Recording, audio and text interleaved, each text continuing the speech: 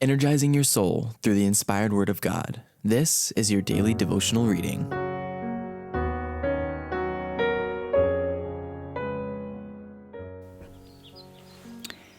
Our Daily Bread.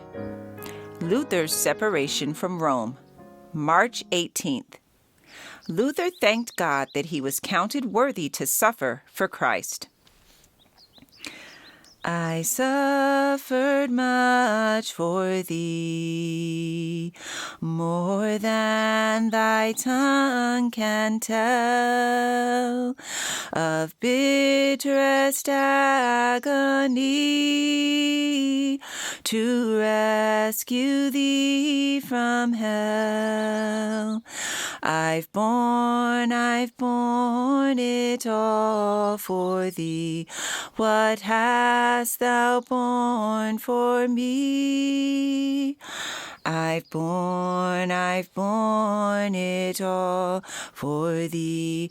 What hast thou borne for me? Luther thanked God that he was counted worthy to suffer for Christ. Beloved, think it not strange concerning the fiery trial which is to try you, as though some strange thing happened unto you. But rejoice, inasmuch as ye are partakers of Christ's sufferings, that when his glory shall be revealed, ye may be glad also with exceeding joy. 1 Peter chapter 4, verses 12 and 13. At the news of Luther's escape, the legate was overwhelmed with surprise and anger. He had expected to receive great honor for his wisdom and firmness in dealing with this disturber of the church, but his hope was disappointed. He gave expression to his wrath in a letter to Frederick, the elector of Saxony, bitterly denouncing Luther and demanding that Frederick send the reformer to Rome or banish him from Saxony. In defense, Luther urged that the legate or the pope show him his errors from the scriptures and pledged himself in the most solemn manner to renounce his doctrines if they could be shown to contradict the word of God.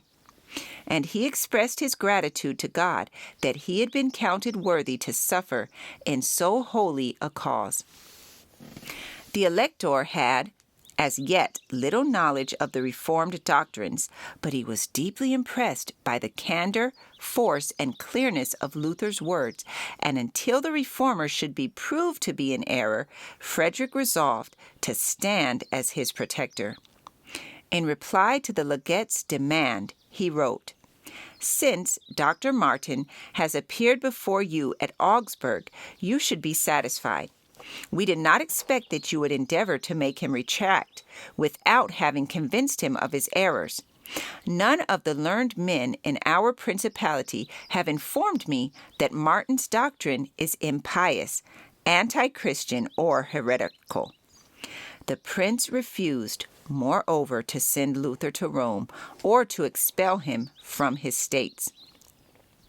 The elector saw that there was a general breaking down of the moral restraints of society. A great work of reform was needed.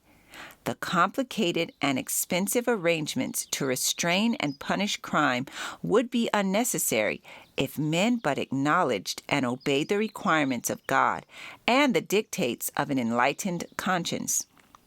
He saw that Luther was laboring to secure this object, and he secretly rejoiced that a better influence was making itself felt in the church. He saw also that as a professor in the university, Luther was eminently successful. Only a year had passed since the reformer posted his theses on the castle church, yet there was already a great falling off in the number of pilgrims that visited the church at the festival of All Saints. Rome had been deprived of worshippers and offerings, but their place was filled by another class who now came to Wittenberg, not pilgrims to adore her relics, but students to fill her halls of learning. The writings of Luther had kindled everywhere a new interest in the Holy Scriptures, and not only from all parts of Germany, but from other lands. Students flocked to the university. Young men, coming in sight of Wittenberg for the first time, raised their hands to heaven and praised God for having caused the light of truth to shine forth from this city, as from Zion in times of old, and whence it spread even to the most distant countries. This passage was taken from the Great Controversy, pages 137 through 139. Our Daily Bread, March 18th. I encourage you to be ye doers of the word and not hearers only. Thank you for listening, and be sure to join us tomorrow for your daily devotional reading.